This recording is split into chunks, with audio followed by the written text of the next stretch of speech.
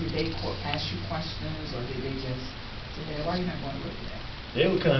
They were old enough, they were both in high school, they were old enough, and ironically, their reaction was also encouraging and somewhat, I don't want to say discouraging, but their reaction was, okay, Dad got fired, okay, life is going to change, but Dad going to figure it out. Mm-hmm.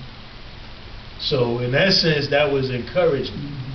But then when some of that behavior didn't model the fact that life has now changed drastically, and y'all still behaving like, you know, I'm working. Yeah, it's like, oh, hey, hold up. But it's like, but nah, dude, you gonna figure it out. That's the behavior. So in that sense, you know, I had clearly modeled for them and gave them a sense of confidence that whatever it is, Dad's gonna figure it out, God's gonna figure it out. And one of the things I said to God point blank, God, you cannot, how am I gonna be able to tell my children that you exist and that you the truth and you all knowing and all powerful and that you are Jehovah Jireh, our provider, and you're gonna let me fail?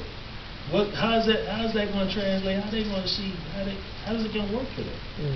So like I said, their reaction was you know, a little perplexing, but it forced me to go back to God and say, look, you know, if what I'm telling them is the truth about you got to make this work. You got to make this work.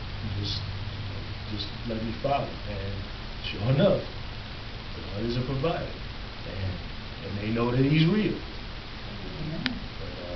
If He had let me fail, it's like, come on now, God, come on now. What kind of God is that? Wow, that was a big step in you saying that to your children, and I have children of my own, grown children. So that was a big step in letting them know about the Lord as well. This is my final question to you, Will. What would you say to the what would you say to the men out there, or those male or female that are facing or on the verge of being fired, or don't know when the next person is going to be fired? What would you say to them? Put your trust in your faith, in your God. Again, I'm a Christian. I tell you, put your trust in Jesus Christ. If that is not your faith, put your trust in your faith. Your identity is not in a job. Your identity is in God. And that's from whom all your blessings come from.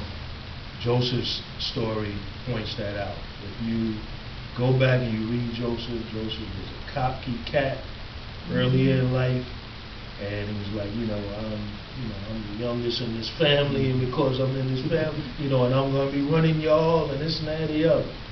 And his process was about him learning and understanding where his blessings came from. They came from God. And once he got to that point, he was ready to go out and he was ready to be the leader and to do the job that God had intended him to do, which was to save his own family. That's what it was about. It wasn't about him ruling over people, which is what he thought, but it was about him being a savior, a foreshadowing of Christ for his entire family. So I would tell people to trust and have your identity in God, not in these jobs, because jobs come and go. God is everlasting. Jobs come and go. Wow, that's funny.